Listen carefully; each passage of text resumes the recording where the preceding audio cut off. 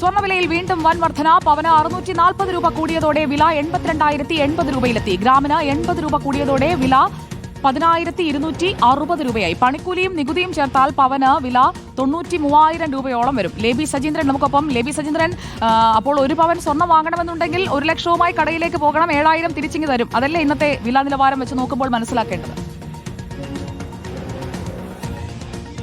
തീർച്ചയായും സുജയ, 1 ലക്ഷത്തിനടുത്തേക്ക് ഒരു പവന്റെ വില എത്തുക എന്ന് പറയുമ്പോൾ സർവകാല റെക്കോർഡുകൾ ഭേദിച്ച് പോകുന്ന സ്വർണ്ണവില അത്ഭുതകരമായ ഒരു വിലയുടെ നിരക്കിലേക്ക് എത്തിയിരിക്കുന്നു. അല്ലെങ്കിൽ അത് നമ്മളെ ഞെട്ടിക്കുന്ന ഒരു അവസ്ഥയിലേക്ക് തന്നെ എത്തിക്കൊണ്ടിരിക്കുകയാണ്. കഴിഞ്ഞ കുറേ നാളുകളായി ഇതേ പോക്കാണ് സ്വർണ്ണവില പോയിക്കൊണ്ടിരിക്കുന്നത്. ഇപ്പോൾ ഒരു പവന് 82,080 എന്ന് പറയുമ്പോൾ ഇതുവരെയും കേട്ടിട്ടില്ലാത്ത വില, ലോകം സ്വർണ്ണത്തിന് കേൾക്കാത്ത വിലയിലേക്ക് സ്വർണ്ണവില എത്തിക്കൊണ്ടിരിക്കുന്നു.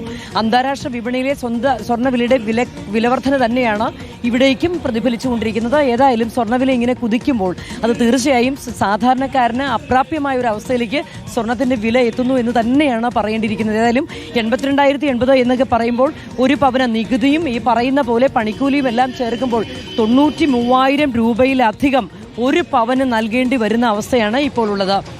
ഇങ്ങനെ സ്വർണ്ണവില കഴിഞ്ഞ ഏതാണ്ട് 3 ആഴ്ചക്കാലമായി ഇതുപോലെ കുത്തനെ ഉയർന്നുകൊണ്ടിരിക്കുകയാണ്, സർവകാല റെക്കോർഡുകൾ ഭേദിച്ചുകൊണ്ട്.